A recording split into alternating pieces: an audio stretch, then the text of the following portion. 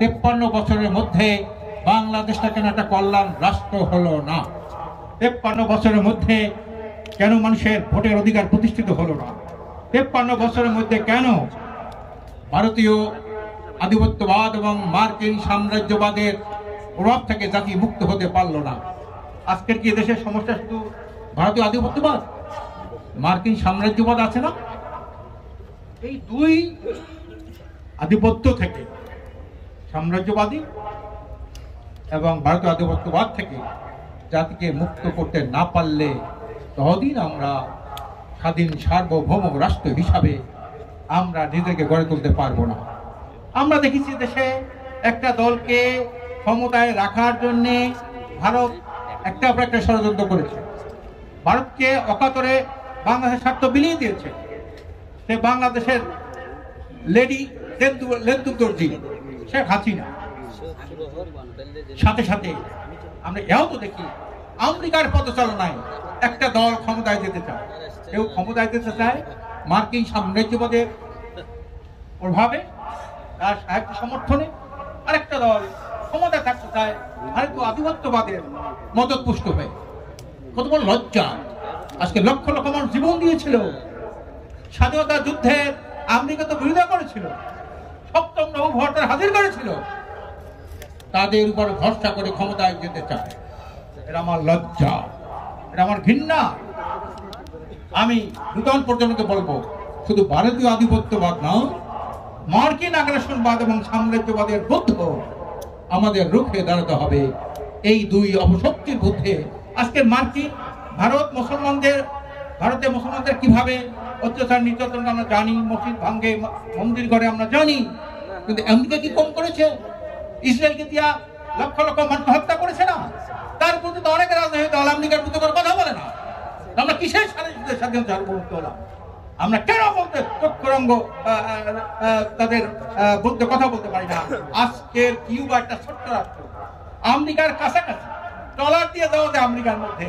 তারা যদি আমেরিকার মধ্যে শক্ত অবস্থা নিয়ে থাকতে পারে, আমরা কেন পারবো? আমরা আমেরিকার খাই না পারি?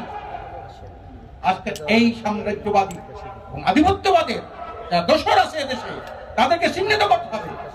তাই না তারা যাতে কোনো রাজনীতি করতে না পারে। আজকে ফ্যাসিস্ট হাসিনা দুর্নীতিবাজ করে বাংলাদেশটাকে একটা তলাহীন জয়িতে পরিণত করেছে। আর তার বাপের থেকে উত্তরাধিকার সূত্রে পাওয়া শেখ মুজিব বলেছিল চোরের খনি পেয়েছে, চোরের খনি দিয়া বাংলাদেশের রাজনীতি শুরু হয়েছে। শেখ হাসিনা করেছে ডাকাইতের খনি।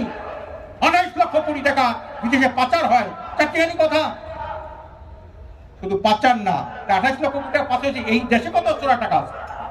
আমি বর্তমান সরকারকে বলতে চাই, এই ধরনের টাকা পাচারকারী ভারতীয় আধিপত্যবাদের দলাল এরা কিভাবে ইন্ডিয়ায় পালিয়ে গেল, বিদেশে পালিয়ে গেল, ওখান থেকে তার বিপদে আপনার করলেন।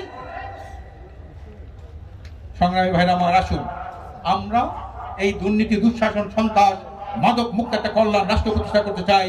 আর এই রাষ্ট্র প্রতিষ্ঠার জন্য সর্বোত্তম পন্থা হলো একটি ঐক্যমতের সরকার গঠন করা, একটি জাতীয় সরকার গঠন করা। আর এজন্য প্রয়োজন পিআর পদ্ধতি।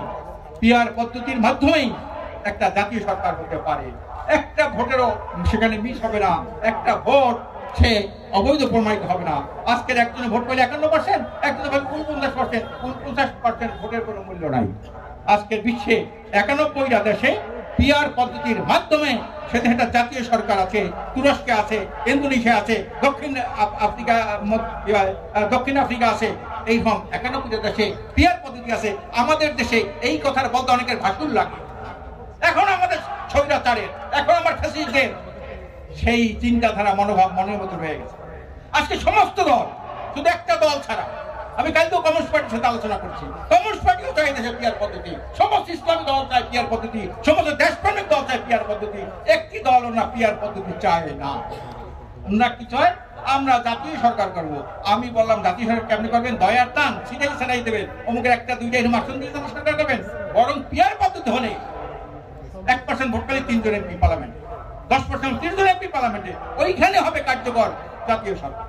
আজকে পিআর পদ্ধতি এই দাবিটা আমি নূতন প্রজন্মকে বলবো, পিআর পদ্ধতি ছাড়া এই দেশে কোনো শান্তিপূর্ণ জাতীয় সরকার কখনো প্রতিষ্ঠা হতে পারে না। 53 বছর হয় নাই, আরো 53 বছর পার হয়ে গেল, এই দেশে কোনো জাতীয় সরকার হবে না, দেশের রাজনৈতিক কোনো স্থিতিশীলতা আসবে না, মানুষের ভোটের অধিকার কখনো প্রতিষ্ঠিত হবে না, দুর্নীতি সন্ত্রাস মাদক মুক্ত একটি সুখী সমৃদ্ধ কল্যাণ রাষ্ট্র প্রতিষ্ঠা হতে পারে না। আসুন আমরা একটা সুখী সমৃদ্ধ কল্যাণ রাষ্ট্র 53 বছরের মধ্যে পাই নাই। আমরা সত্যিকার পেতে হয় আরো গোল টেবিল বৈঠক করা লাগবে।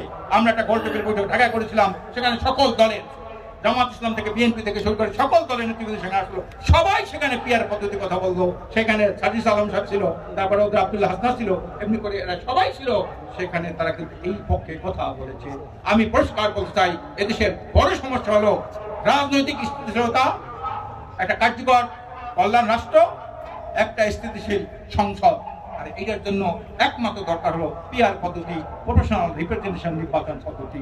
আমি আশা করি এই ব্যাপারে দেশপ্রেমিক যারা আছেন, যারা দেশকে ভালোবাসেন, দেশের কল্যাণ চেষ্টা করেন, সবাই এই পিয়ার পদ্ধতির ব্যাপারে এখন সোচ্চার আওয়াজ তোলা দরকার। এবং এইটাই হলো আগামী দিনে আমাদের একমাত্র মুক্তির পথ, রাজনৈতিক পথ, ভোটের অধিকার প্রতিষ্ঠার পথ। আমি আশা করি এই ব্যাপারে সবাইকে দৃষ্টি আকর্ষণ করে আমি আমার বক্তব্য শেষ করছি। আমা তৌফিকি ইল্লা বিল্লাহ।